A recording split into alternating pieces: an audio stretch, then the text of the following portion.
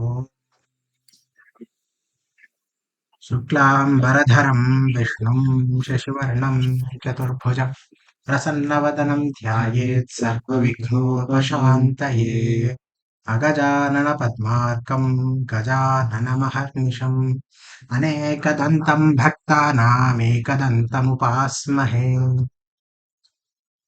दोर्भिर्युक्ता चतुर्भिः स्फटिकमणिमयीमक्षमालां दधाना हस्ते नैकेन पद्मं सितमपि च शुकं पुस्तकं चापरेण भासा कुन्देन्दुशङ्खस्फटिकमणिनिभा भासमानां समानां सा मे वाग्देवतेयं निवसतु वदने सर्वदा सुप्रसन्ना मूकं करोति वाचालं पङ्गुं लङ्घयते गिरिं यत्कृपातमहं वन्दे परमानन्दमाधवम् शान्ताकारं भुजगशयनं पद्मनाभं सुरेशं विश्वाधारं गगनसदृशं मेघवर्णं शुभाङ्गं लक्ष्मीकान्तं कमलनयनं योगिहृद्ध्यानगम्यं ते विष्णुं भवभयहरं सर्वलोकैकनाथम्.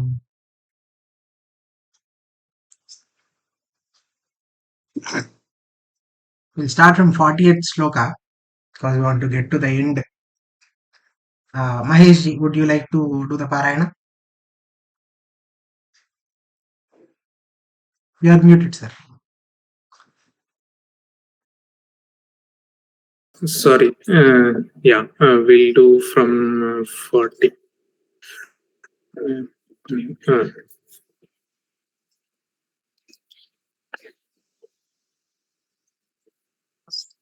रामस्तु पुनरालक्ष्य नागरस्य जनस्य च तत्रागमनमेकाग्रो दण्डकान् प्रविवेशः प्रविश्यतु महारण्यं रामो राजीवलोचनः विराधं राक्षसं हत्वा शरभृङ्गं ददर्शः सुतीक्ष्णं चाप्यगस्त्यं सुतीक्ष्णं चाप्यगस्त्यं च अगस्त्यभ्रातरं तथा अगस्त्यवचनाच्छैव जग्राहैन्द्रं शरासनं खड्गं च परमप्रीतस्तूणी चाक्षयसायकौ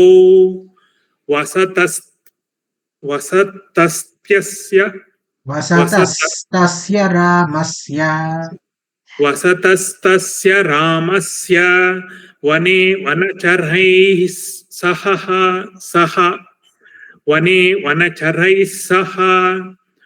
ऋषयोर्भाग्यमन् सर्वे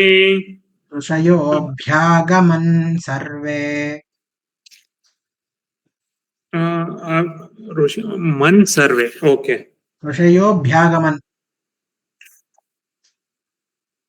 ओके ऋषयो भाग्यमन् सर्वे भाग्यमन् इल्ल भाग्यमन् भ्यागमन् सर्वे ऋषयोऽभ्यागमन् सर्वे वधायासुररक्षसान्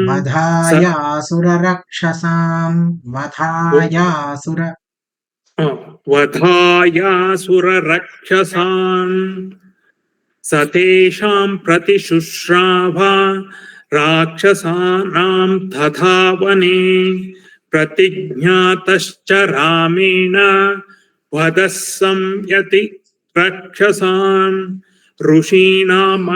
ऋषीणामग्निकल्पानां दण्डकारण्यवासिनां तेन तत्रैव वसता जनस्थानि निवासिनी तेन तत्रैव वसता जनस्थाननिवासिनाम्. Oh, where is it? Down. Oh, yes. ऋषयोऽभ्यागमन् सर्वे वधायासुरराक्षसां सतेषां प्रतिशुश्राव. Did you read this, sir? No, I'm reading 46. Tena tatraiva vasat. Oh, sorry. Sorry, I'm seeing Kannada one. So in the Oh, okay, no problem. No. yeah, this is the correct one. Okay. Yeah, let me repeat. Tena tatraiva vasata janasthani nivasini virupita Janasthan Nivasini janasthana nivasini Hmm. विरूपिता Shurpanakha राक्षसी कामरूपिणी ततः शूर्पणखा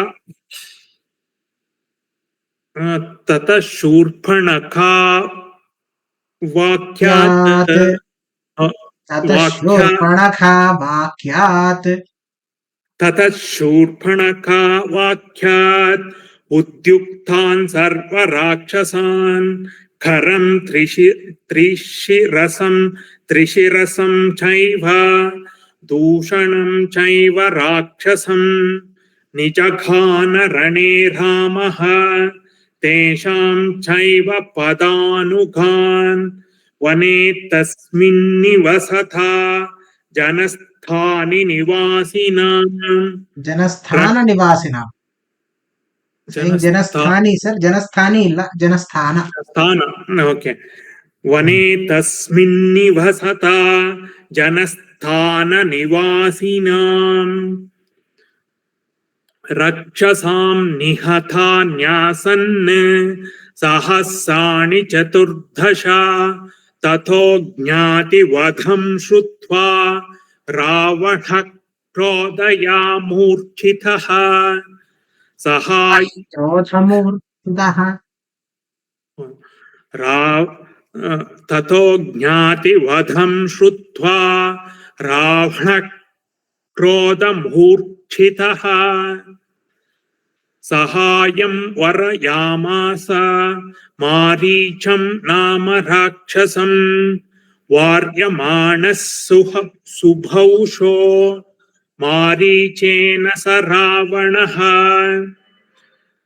न विरोधो बलवता क्षमो रावण तेन ते अनाधृत्य तु तद्वाक्यं रावणः कालचोदितः जगाम सह मारीचः तस्याश्रमपदं तथा तेन मायाविना दूरम् अपवाह्य नृपात्मजौ जहार बाह्यं रामस्य जहार भार्यां रामस्य गृध्रम् अत्वा जटायुषं गृध्रं च निहतं दृष्ट्वा ऋतां श्रुत्वा च मैथिलीम् राघवः शोकसन्तप्तो विलालापाकुलेन्द्रियः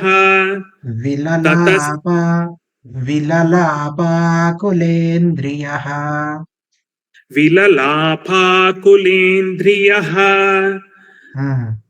ततस्तेनैव शोकेन गृध्रं दग्ध्वा जटायुषं मार्गमाणो वने सीतां राक्षसं सन्ददर्शः कबन्धं नाम रूपेण विकृतं घोरदर्शनं तं निहत्य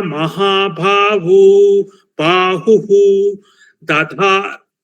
दधाह स्वर्गतश्च सः you are saying दधाह दधाह तं निहत्य महाबाहुः दधाह स्वर्गतश्च सः again sir महाबाहुः illa again this da is also alpa prana mahaprana illa you are both making the alpa pranas into mahapranas somewhat little more care would be like it will make it correct. Okay, here mahabahuhu that is correct sir. Yes dadaha. Okay, tam nihatya mahabahuhu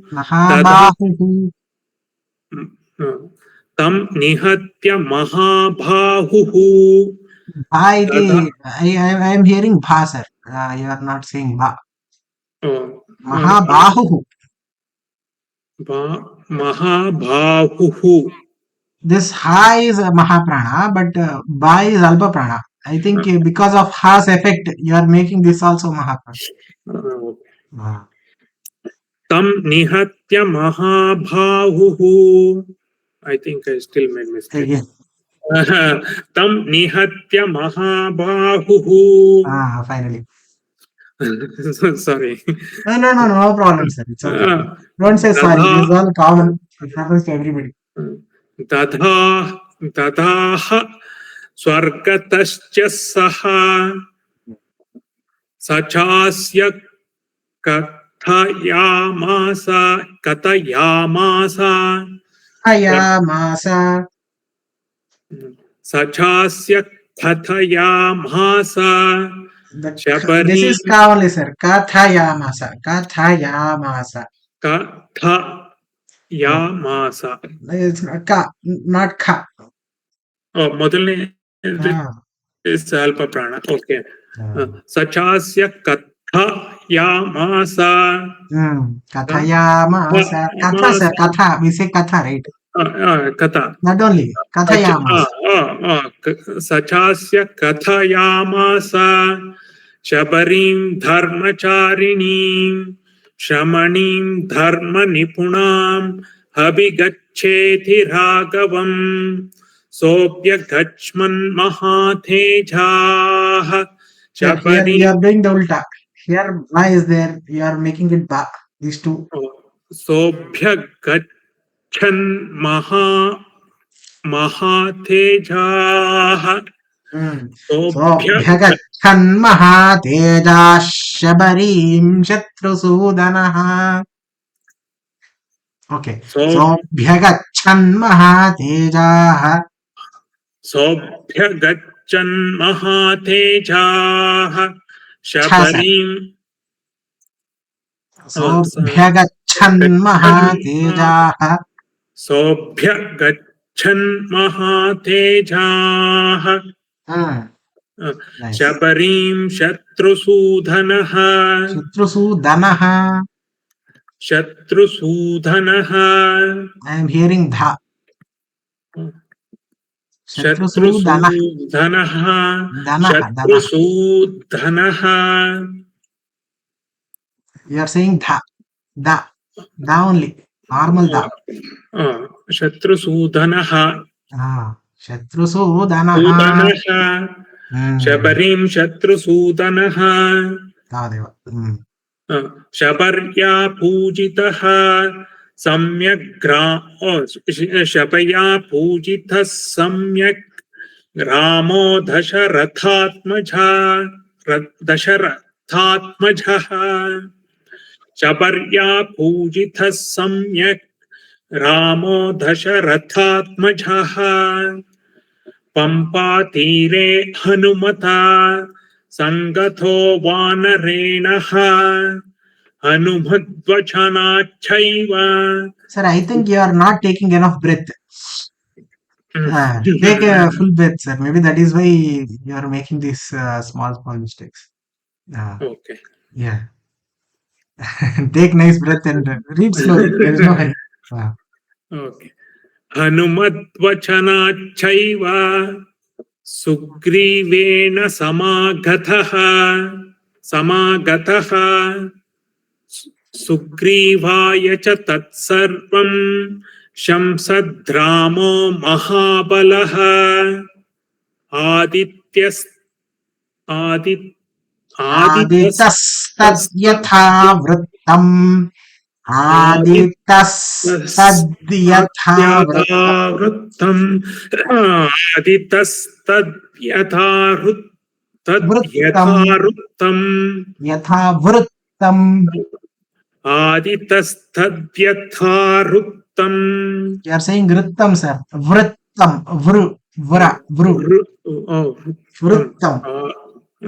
Aditas-tadyatha vrittam. Vru, vru. Vrutam. Vrittam. Tavat I'm missing. Vrittam, sir. Tam. Vrittam ityukte circle. Vritta. Vritta. Uttam. Aditastadyatha rutram. Report. Vritta means it's report. Report or account. Vrittanta. You might have heard these words. Aditaha from the start. Aditaha tat that. Yatha as it was. It is. Vrittam report or account. Vrittam. Aditaha tad yatha vrittam. Sitayascha visheshataha. Especially about Sita as well.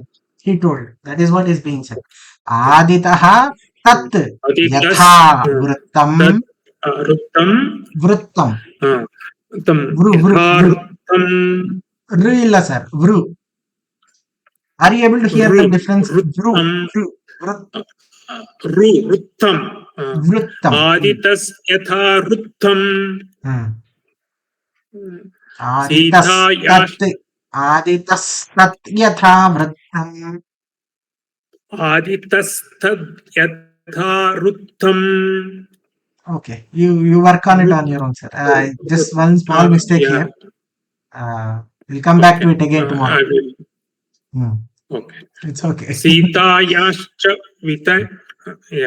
Sitayascha visheshataha Sugrivaschhapi tatsarvam Shrutva ramasya vanaraha Chakara sakyam ramena Pritascha The khakara, sir. Chakara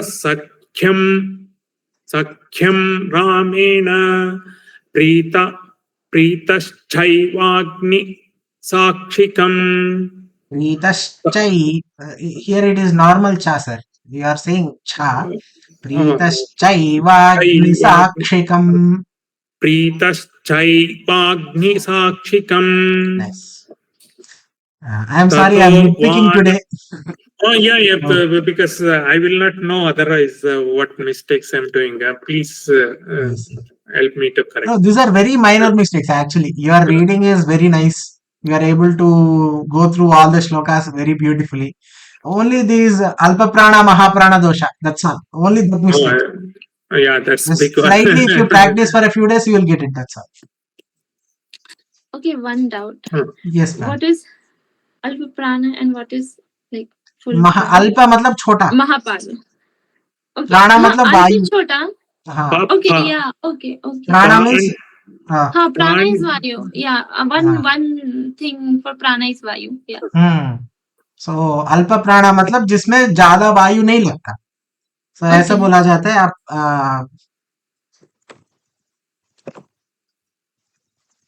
so if you go here, let's look at Varnamala. In the Varnamala, these are there, right? Ka, cha, ta, ta, pa, ya, sha. All of these, right? Of course, ka, cha, ta, ta, pa, ga, ja, da, da, ba, ya, ra, la, va, sa, sha, sha, sa. Okay, all of these are alpa pranas. All these here, these also nga, nya, na, na, ma. Okay, these are also alpa pranas. Mahapranas are kha, cha, tha, tha, tha, dha, jha, dha, dha, dha, sa. Okay, that's how. That is what it is. Alpa prana, Mahaprana. Very simple. Okay. You have to give more stress on. Okay, ka, kha. Yeah, like we used to learn this ka, kha. Ka takes more time. हाँ, बस इसको थोड़ा ध्यान में रखे तो बस खत्म. बहुत आसान. Okay. Chakara sakyam ramena pritaschayvagni sakshikam tato vanara rajena vairanu kathanam prati Ramaya veditam sarvam pranayad bhukshitena cha प्रतिज्ञातं च रामेण तथा वालिवधं प्रति वालिवधं प्रति तथा वालिवधं प्रति वालिनश्च बलं तत्र कथयामास वानरः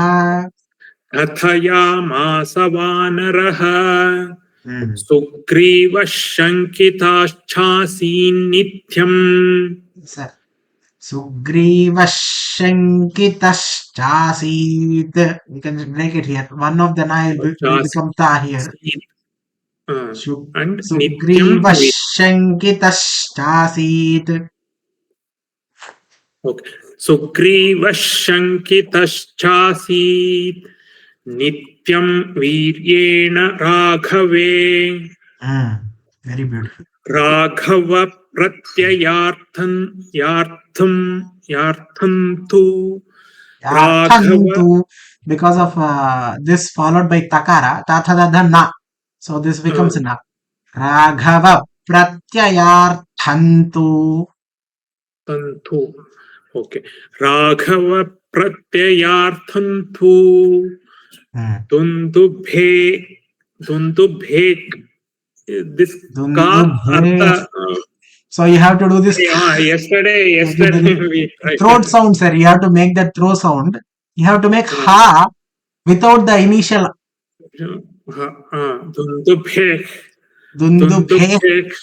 Dundubhe kayamuttamam.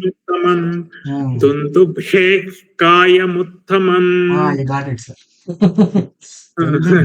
Kayamuttamam. Finally, you got it. So many days. After 2 days. This was very tough for me. So I have a friend with me here. He's also listening to our Parayana. Unfortunately, not been able to attend all the classes. I attend whenever I can. Yeah, we are learning letters now. Same. I also have been learning to chant from the last few months. So I and him, we have been going to a particular guru. We have been learning some mantras. Okay. And this is how our parasthiti was also. We are unable to distinguish the letters, and then slowly we learned it. Yeah. Yes. So we will learn one day. Darshayamasa Sugrivo Mahaparvata Sannibham Utsma Itva Mahabhahuhu. Once again, sir. Once again, say this. Utsma Itva Mahabhahuhu. So one mistake is Utsma Yitva.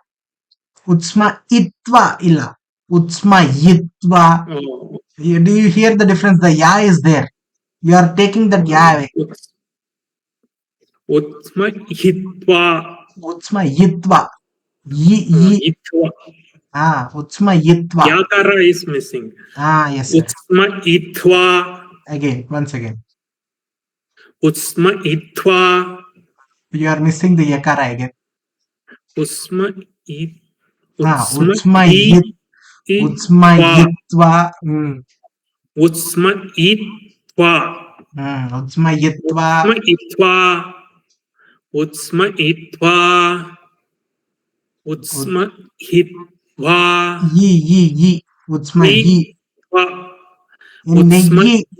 In Yi, how we say Yi? That Yi should come here. Utsma Hitva. Utsma Yitva Mahabahuhu. Utsma Itva Mahabhahuhu. Mahabahuhu. Mahabhahuhu. Mahabahuhu. Mahabhahuhu. You are saying bha, sir. Oh, second ba is not there. Mahabhahuhu. Mahabahuhu. Mahabhahuhu. Prekshachasti Mahabalaha. महाबलः ಇಲ್ಲ महाबलः. Mahabalaha. You are again saying bhakara instead of bakara. Mahabalaha. Yes. Mahabalaha. पादाङ्गुष्ठेन चिक्षेप सम्पूर्णं दशयोजनम्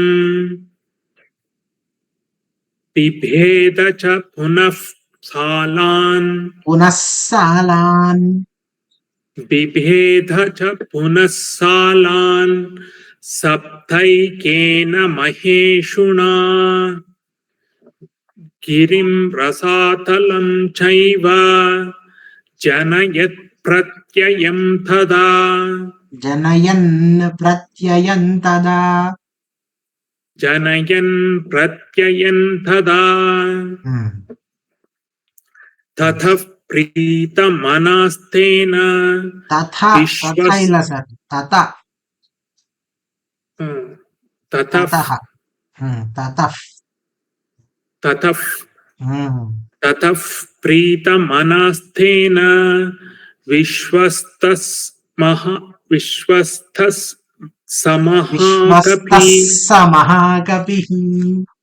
विश्वस्तः समहाकपिः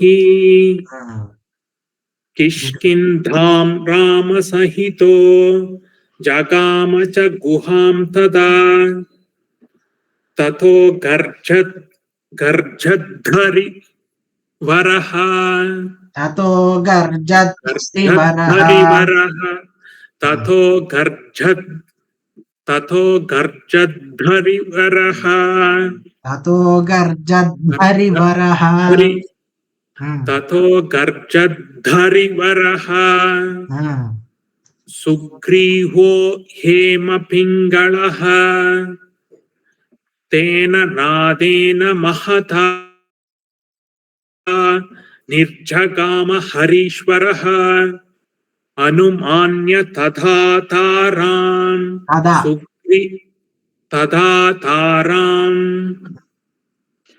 सुग्रीवेण समागतः निजघान च तत्रैनम्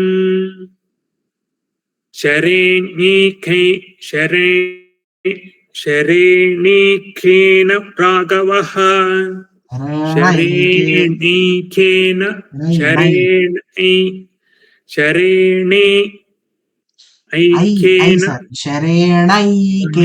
राघवः शरैणेकेन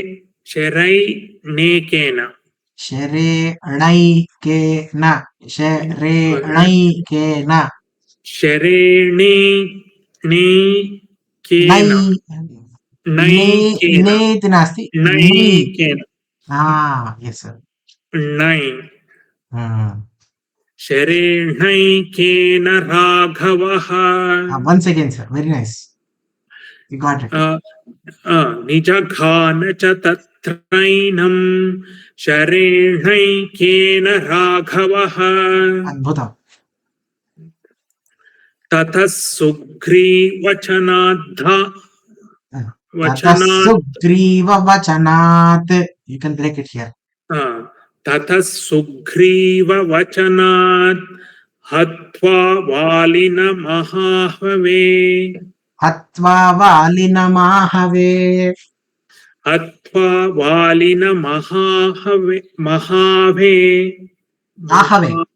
मालिनं महावे ಇಲ್ಲ sir आहवे means युद्धे वालिनम् आहवे yes sir हत्वा वालिनम् आहवे सुग्रीमेव तद्राजे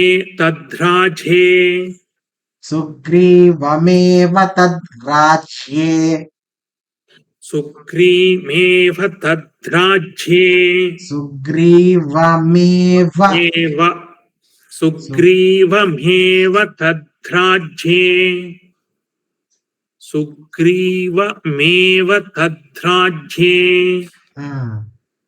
राघवः प्रत्यपादयत् स च सर्वान् समानीय वानरान् वानरर्षभः दिशः प्रस्थापयामास दिदृक्षुर्जनकात्मजान् दिदृक्षुर्जनकात्मजान्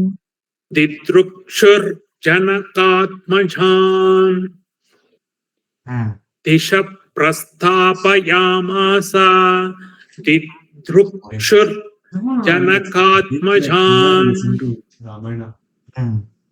ततो गृध्रस्य वचनात् सम्पाथेर्हनुमान् बली शतयोजन विस्तीर्णं पुप्लुभे लवणार्णवम् तत्र लङ्कां समासाद्य पुरीं रावणपालिताम् ददर्श सीतां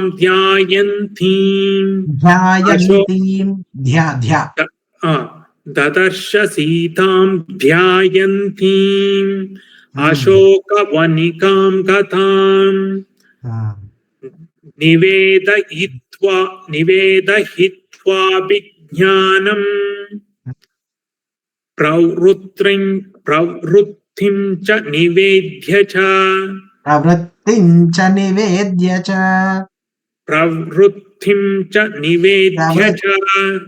there is no what sir here. It says pravrittim. As I said yesterday, the r, it should be pronounced r. It should not be ru or re. Pravrittim cha nivedya cha. प्रवृत्तिं च निवेद्य च प्रवृत्तिं च निवेद्य च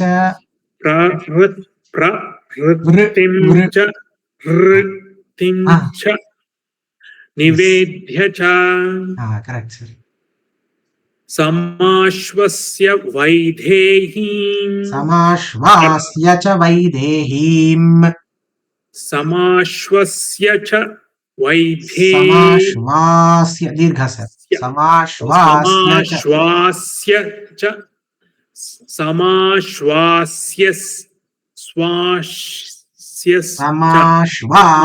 च वैदेहीं समाश्वास्य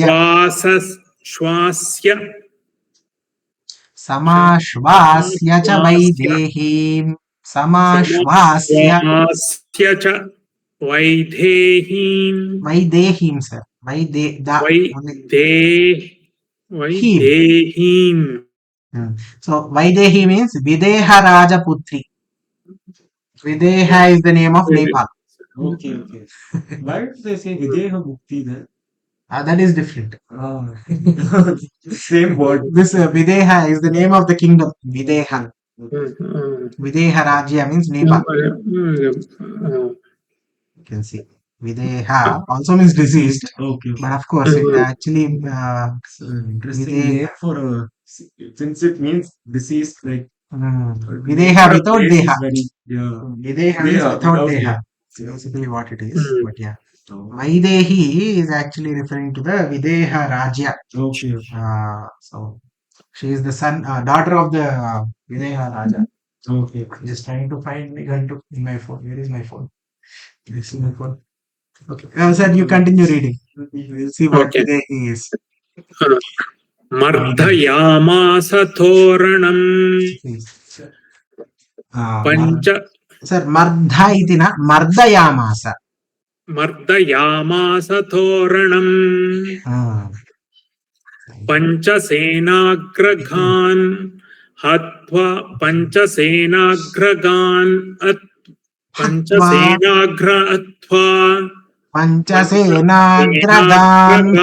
मत्वा One second, sir.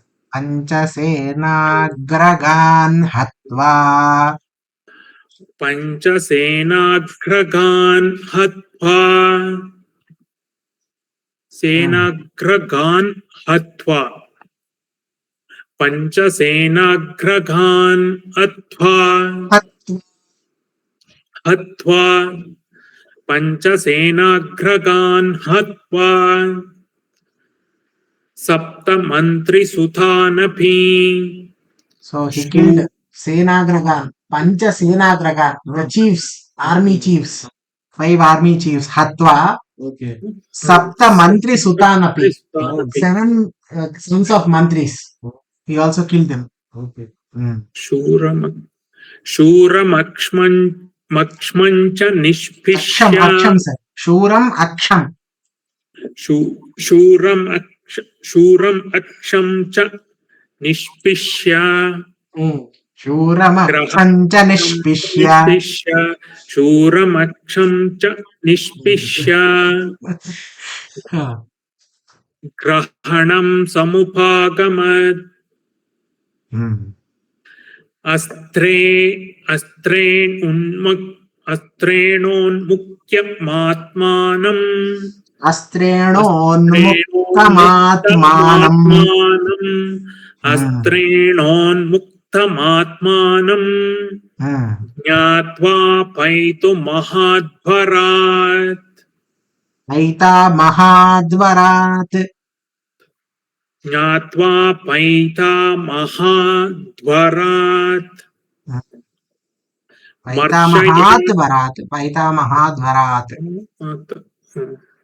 Because of Pitamahasvara, meaning of Brahmasvara.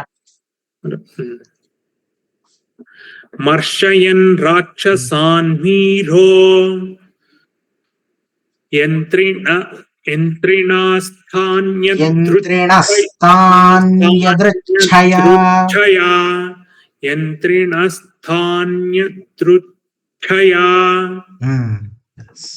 ततो दग्ध्वा पुरीं लङ्कामृते. We have to break it here. लङ्काम् ततो दग्ध्वा पुरीं लङ्कां रथे सीताञ्च मैथिलीम् रामाय प्रियमाख्यातुम् रामाय प्रियमाख्यातुम् पुनरायान् महाकपिः. I think we stopped here. Next one. Next one. Sobighamya mahatmanam krutva ramam pradakshinam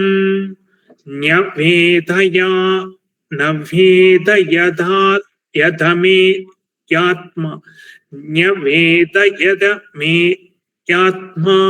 Nyavedayat ameyatma. Navedayat ameyatma. Navedayat ameyatma. Navedayadameyatma. Navedayadameyatma. Na iti nasti. Nyavedayadameyatma. Nyavedayadameyatma. So you have to change the intonation so that you are able to say Nyavedayadameyatma. Nyavedayadameyatma. So slightly changing the intonation, it makes it easier. That's all. Drushta siteti tatvatah. Nyavedayadameyatma. Drashtasiteti tatvatah. Nyavedayadameyatma. Drushtasiteti tatvatah. इति अभवत्. अद्भुतम्. धन्यवादाः. बहु सम्यक् गानं कृतवान् महोदय. Thank you so much for your patience while I make innumerable mistakes. No. It's all common. Nothing to worry. Don't worry about it at all. Thank you so much, sir. Dhanyawada. Arpana ji, are you ready? Yeah, I'm ready. We'll start from 50. Or we'll directly start from, actually we'll start from 60. So that we don't have much time. So let's see. So that the latest ones are pretty fast. Okay, we'll start from 59. हनुमद्वचनाच्चैव सुग्रीवेण समागतः सुग्रीवाय च तत्सर्वं शिंसद्रामो महाबलः आदितस्तद्यथावृत्तम् okay I think we have to start from here 59 yes Okay. हनुमद्वचना चैव सुग्रीवेण समागतः सुग्रीवाय च तत्सर्वं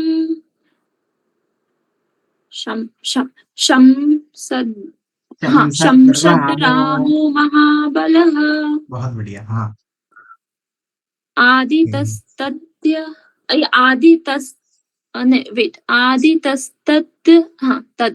आदितस्तत् यथावृत्तं Sita okay बहुत बढ़िया be happy आदितस्तत् यथावृत्तं सीतायाश्च विशेषतः सुग्रीवश्चापि तत्सर्वं श्रुत्वा रामस्य वानरः चकार सख्यं रामेण प्रीतिश्चैवाग्निसाक्षिकम् ततो वानरराजेन वैरानुकथनं प्रति ततो वानरराजेन वैरानुकथनं प्रति रामाय वेदितं सर्वं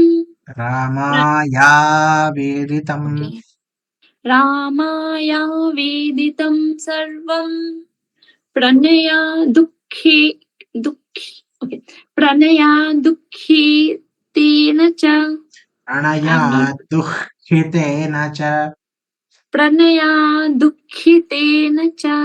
I think I told this last time also. So because this visarga is in front of kha, if you say dukkha, you have completely neglected the visarga. Yeah. Right? Visarga should be pronounced. I'm missing it. We have to pronounce it as dukhitena. Dukkha. Dukkha. Dukkha. Dukhitena.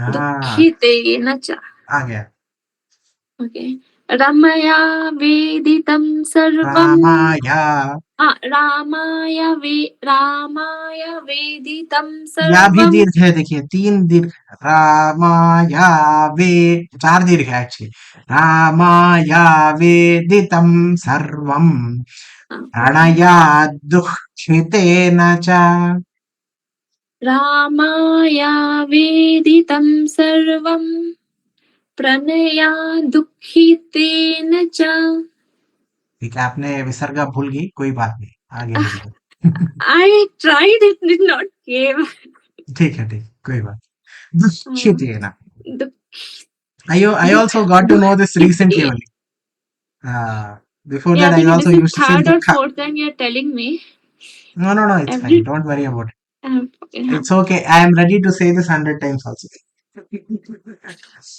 so don't worry about how many times I have told it's okay I think I will move next one I will try later this one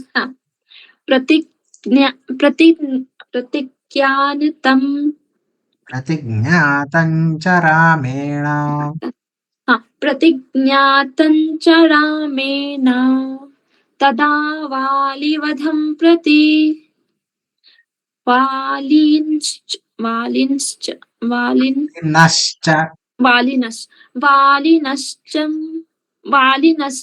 बलं तत्र कथयामास वानरः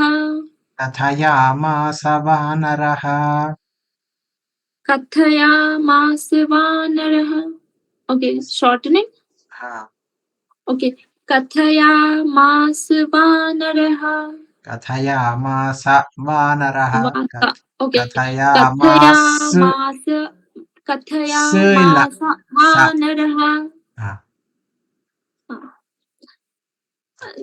Yeah, I will tell you कोई one बात thing. नहीं कोई बात Now नहीं I आपको am पता है ना thinking क्या that- करना है आप कर लीजिए I'm able to differentiate between adha sa and full sa. Good. That is all I wanted. That is, yeah, after practicing, it's coming slowly. आ जाएगा आप बहुत अच्छा कर रहे हो। मुझे Thank you. अभी ओपन करके देखिए पहला वाला वीडियो। पहला दूसरे में हाँ, पहले बहुत आपका ये था। हाँ, okay. ठीक है। You have come a long way. Yes. सुग्रीवः संकतश्चासीत् सुग्रीवः शङ्कितश्चासीत्। Okay. सुग्रीवः शङ्कितश्चासीत्. You are saying sha. Okay. It should Oh. be sha. सुग्रीवः शङ्कितश्चासीत् नित्यं वीर्येण राघवे. Very nice. राघव प्रत्ययार्थं तु दुन्दुभेः कायमुत्तमम् Excellent. दर्शयामास सुग्रीवो महापर्वतसन्निभम् उत्स्मयित्वा महाबाहुः प्रेक्ष्य चास्ति महाबलः Beautiful. पदानुगुष्ठेन निक्षेप Okay. पादानुगुष्ठेन निक्षेप पादानुगुष्ठेन ना पादांगुष्ठेन। ओके पादांग। पाद ये ङा है ना पादांगुष्ठेन पादांगुष्ठेन पादांगुष्ठेन पादांगुष्ठेन। जैसे आप गंगा बोलती हो ना वही है इधर भी पादांगा पादांगा पादांगुष्ठेन। पादांगुष्ठेन पादांगुष्ठेन पादांगुष्ठेन चिक्षेप संपूर्णं दशयोजनम्। दशयोजनम् दश नहीं दश दशयोजनम् बिभेद च पुनस्तालान् सप्तैकेन महेशुना। बहुत बढ़िया। गिरिं रसातलं चैव जनयन् प्रत्ययन् तदा। Excellent. ततः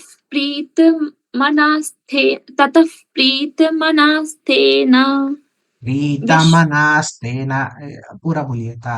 ओके ततः प्रीतमनास्तेन विश्वस्तः महाकपिः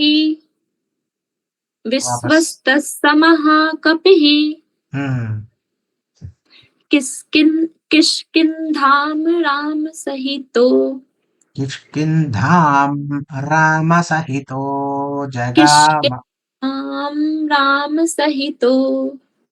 जगाम च गुहां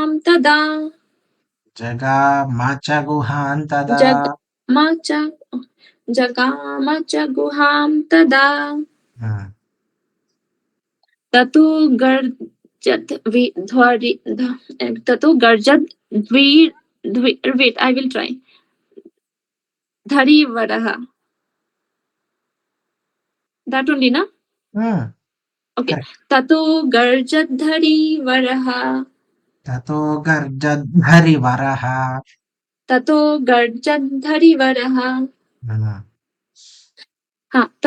गर्जद्धरीवरः सुग्रीवो हेमपिङ्गलः। Here that sa is not coming. कौन सा? That addition and हमने ब्रेक कर दिया ना something। Okay, because we break to that's why. अगर ब्रेक नहीं करोगी तो ततो गर्जद्धरीवरः सुग्रीवो हेमपिङ्गलः। Okay.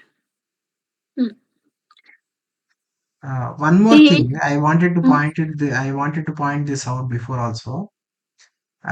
Telugu people, Kannada people, I think even Tamil people, they say Pingala. They pronounce this as la, but in Samskrita, normal spoken Samskrita, there is no la. So normally people say that we should pronounce it as la. But I have heard some other gurus who say that it is fine to pronounce it as la also. It's okay. Hema Pingalaha iti normally that is what we say, Telugu people and Kannada people. Hema Pingalaha is the more accurate one, but it is fine. Actually, in Kannada script, it is written Pingala. Actually, outside. like I know. Kannada. I Yeah, know. it is. Kannada person only wrote that, so he wrote the la. So, Pingala is as per this Devanagari script. Outside. And sorry, Sanskrit. You might have seen that la in Kannada, Marathi.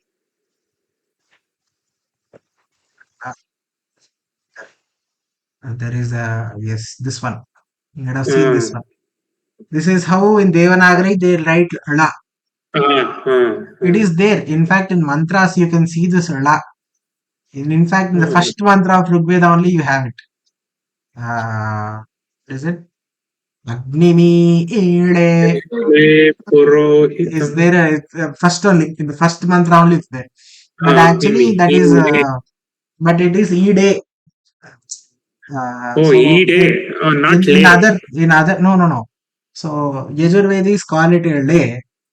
Rigvedis call it de. Oh. Yeah. So there is that da becomes la. There is the dalayor abhedaha.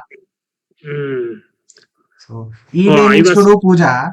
Ile also means the same thing. Oh. We were taught Ile, so Agnimi Ile is what. Correct, sir. That's what. That la is there. In Veda it's there. But in spoken Sanskrit somehow it got lost. Okay. Good point. Okay, yeah, sorry. Please continue. It's fine. Tena nadena mahata nirjagama harishwaraha anumanya tadataram sugrivena samagataha nijghana cha tatrena निजघान आप आधा मत कीजिए निजघान च तत्रैनम निजघान च तत्रैनम wait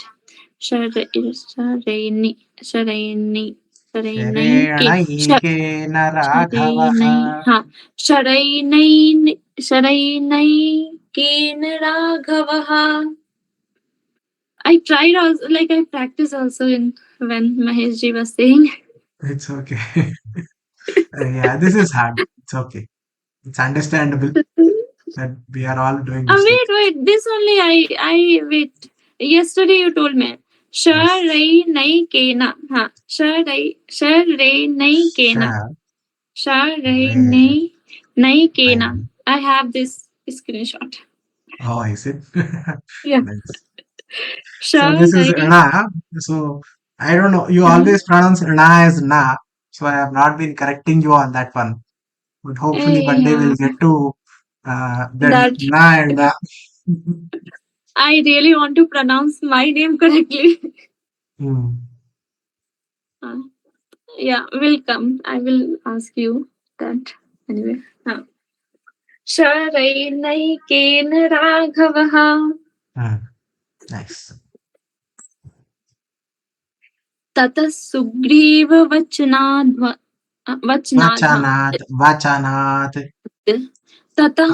Tata Sugriva Vachanad. Dhatva Vali. So this is because of Sandhi, the ha became dha. It is hatva.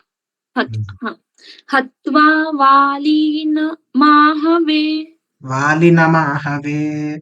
Hatva Valina Mahave. Sugriva Meva Tadraje. Sugrivamev tadrajye. So if you do that intonation, it becomes easier. Sugrivamev tadrajye. Yeah. सुग्रीवमेव तद्राज्ये राघवः प्रत्यपादयत् okay प्रत्यपादयत् Pratyapadayat. राघवः प्रत्यपादयत् स च सर्वान् समानीये Sacha sarvan samaniya. स च सर्वान् समानीय Samaniya. आप इसको स मत कीजिए, सा. ओके स च सर्वान् समानीय वानरेण वानरर्षभ हाँ वन we have to start from before नहीं, आप वापस इसको एक बार पढ़िए. ओके वानरान वानरर्षभ वानरान शभः. वानरर्षभ वानरान. वानरर्षभः. वानरर्षभः हाँ such a I will say that again. Such a sarvan samaniya. Such a sarvan samaniya. Vanaran vanararषभः वानरान वानरर्षभः. वानरान वानरर्षभः वानरान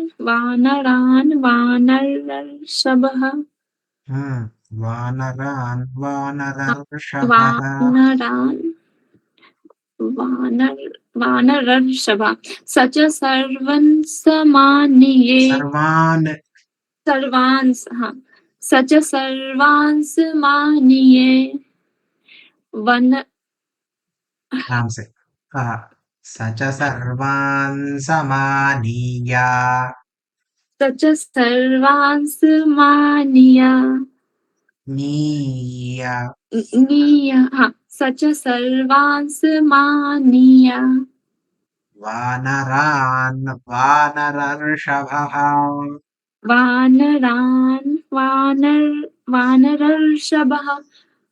वानरर्षभः थोड़ा र बोलिए थोड़ा.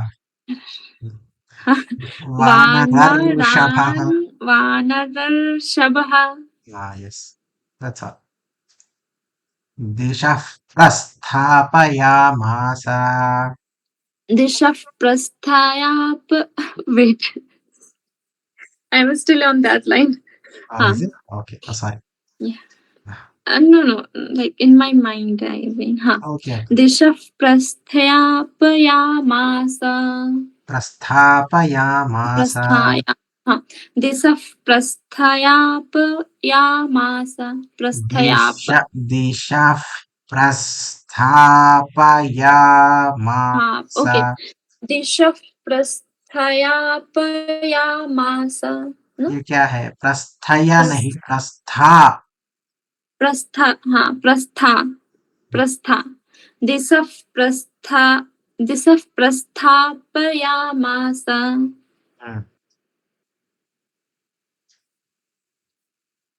दिदृक्षुर्जनकात्मजाम्.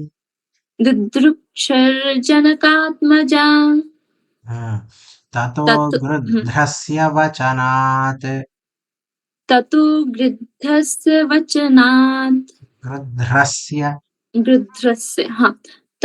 गृध्रस्य वचनात् सम्पातेर् हनुमान् बलि शतयोजन विस्तीर्णम् I will say शतयोजन विस्तीर्णम् पुप्लुवेव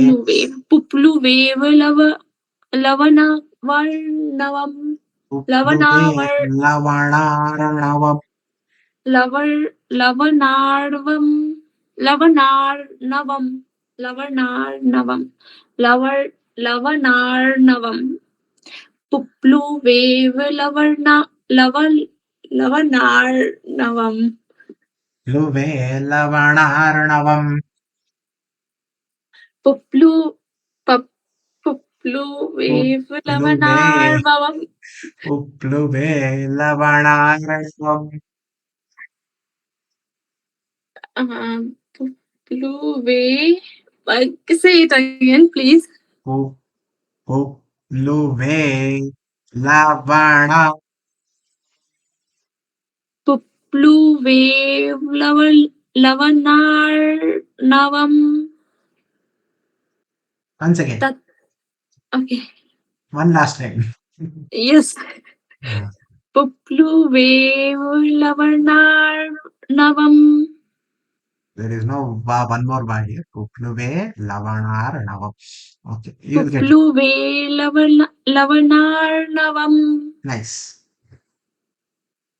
Tatra Lankam Samasadhya Purim Ravanapalitam. Purim Ravanapalitam. Purim Ravanapalitam Palitam. Dadarsh Sitam Dhayan. Dadarsh Sitam.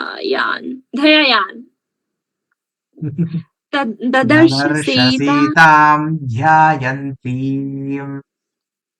Okay. Dadarsh Sitam Dhyayantim. Dhyayanti. Tim. Dadarsh Sitam Dhyayantim. Sita. Dadarshasitam dhyayantim. Dadarsh Sitam Dhyayantim. Ashokavanikam gatam. Ashokavanikam Gatam. Nivedayitvam. Nivedayitvam. Jnanam. Okay. Pravrittim cha nivedya cha. Samasvasya cha vaidihim. Samashvasya. Samashvasya cha vaidihim. Vaidehim. Vaidehim. Samashvasya cha vaidehim. Samashvasya cha vaidehim. Sha only, na? Yes. Okay. Samashvasya cha vaidehim. अब शान मत बोलिए.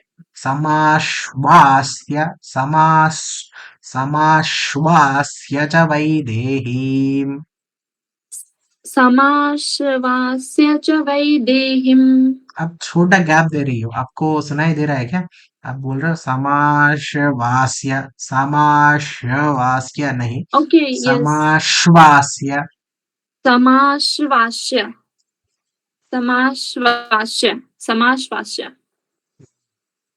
आप इसको ऐसे कैसे पढ़ें? Okay. I don't okay. Samashva. Okay. Swa. That is swa. Shwa. Shwa. In fact, let me write this. Instead of this, I'll put Z here. It is sha. So, this is so if you go to this particular website, sha, and you say Z, it registers it as sha. This is first time I'm seeing this. Yeah. You are converting to swa. It is sha. Shakara. Sha. So this is how it is written in English. So Okay. to differentiate between the sa and sha, so here also I could have done this sha. I knew about the sha, not okay. This sh, not z. No, you'll get used to this. Yes. श्वा इति समाश्वास्य च Vaidehi Samashvasya. समाश्वास्य again sa I know Samashvasya. it's a switch with sa sha and again sa Yes. I can understand your problem. Samashvasya cha Vaidehim. Vaidehi Vaidehim. Samashvasya cha Vaidehim. again Samasvasya cha Vaidehim. samashvasya cha vaidehi. Every time you are saying the hrasva only, you are not saying dirgha. Vaidehim. Maya. Okay. Samasvasya cha Vaidehim. समाश्वास्य Samashvasya. अश्व कैसे बोलती हो अश्व Ashva. हाँ वही तो है समाश्वास्य Samashvasya. च Vaidehi Samasvasya cha Vaidehim. Mardyamas Toranam. मर्दयामास तोरणम् Mardyamas Toranam. Panchasena Gragwahan. Panchasena Gragan Hatva. Panchasena Gragan Hatva. Saptamantri Sutanapi. Shurmakshancha Nishpishya. Shurmakshancha Nishpishya. शूरमक्षञ्च निष्पिष्य Shuramakshancha Nishpishya. Grahanam Samupagatam. ग्रहणं समुपागतम् Grahanam Samupagatam. Astrenonmuttamam Muktam na? Muktam only na? Okay. Unmuktam. Okay.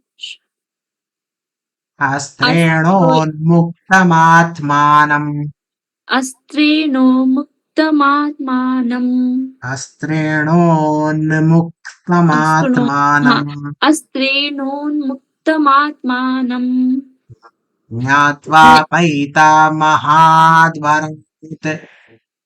ज्ञात्वा पैतामहाद्वरात् ततो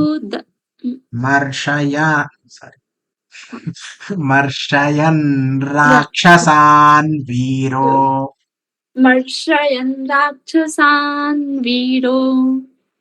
यन्त्रिणस्तान् यदृच्छया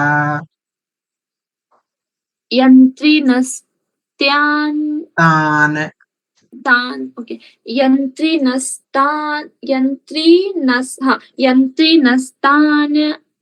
Yadrikshaya.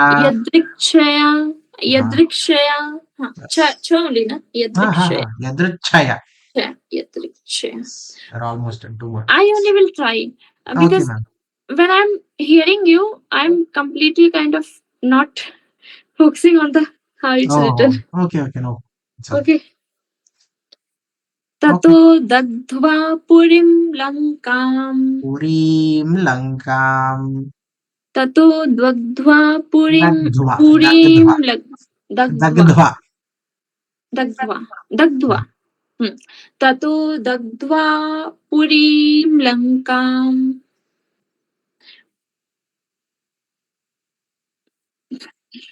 Wait. Yesterday also I stuck there. Mrite. One was Mrite. Rite. Lankam, the ma is over. Is remaining. Rite. Yes. Rite Sitam cha Maithilim. ऋते सीतां च मैथिलीं रमया प्रियमाख्यातुं प्रियमाख्यातुम् रामाय प्रियमाख्यातुं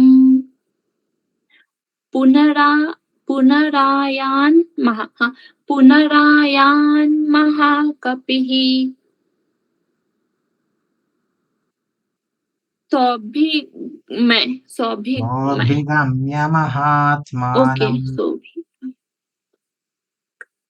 सोऽभिगम्य महात्मानं कृत्वा रामं प्रदक्षिणम् मतलब परिक्रमा कृत्वा रामं प्रदक्षिणम् wait न्यवेदयदम् no I'm trying to recall what you were saying just now. Yes. Please try. Nyaved, it was Nyaved Yadam Yadam Navedayat. Yeah, okay. Navedayad Myatma Ameyatma. Navedayad Ameyatma. Navedayad Ameyatma. Dayadamyatma. Nyavedayadameyatma. Once again. Nyavedayadameyatma. दृष्टासीतेति तत्त्वतः इति एतत् पर्यन्तं दृष्टम् धन्यवादाः I am sorry for causing so much late today. It's already 10 o'clock. No. Yeah, you've taken so much of effort, time, and patience to teach us letter by letter. We are making so many mistakes every time, but we are learning. Yes, sir. You are on a wonderful track. I can see that within 10-15 days you will be able to chant all of it, both of you. All the 100 shlokas. I really want to. I am sure of it. Whether you guys you both believe it or not, I believe in it. Thank you. You're almost Thank there. you so much. Just a slightly bit more, you will be done. You will be able to now. Once you have done this, you will be able to read any other Sanskrita, and you will be able to easily read it without any problem because of this Aksharabhyasa that we have done today. That was not the Aksharabhyasa that happened in childhood. This is the Aksharabhyasa. Correct. We didn't do this properly that time. That's why. सर्वं श्री परमेश्वरार्पणमस्तु. कायेन वाचा मनसेन्द्रियैर्वा बुद्ध्यात्मना वा प्रकृते स्वभावात् करोमि यत् सकलं परस्मै नारायणायेति समर्पयामि. यदक्षरपदभ्रष्टं मात्राहीनं च यत् भवेत् तत्सर्वं क्षम्यतां देव नारायण नमोऽस्तुते. विसर्गबिन्दुमात्राणि पदपादाक्षराणि च न्यूनानि चातिरिक्तानि क्षमस्व पुरुषोत्तमा. सर्वं श्री परमेश्वरार्पणमस्तु. धन्यवादाः. धन्यवादः.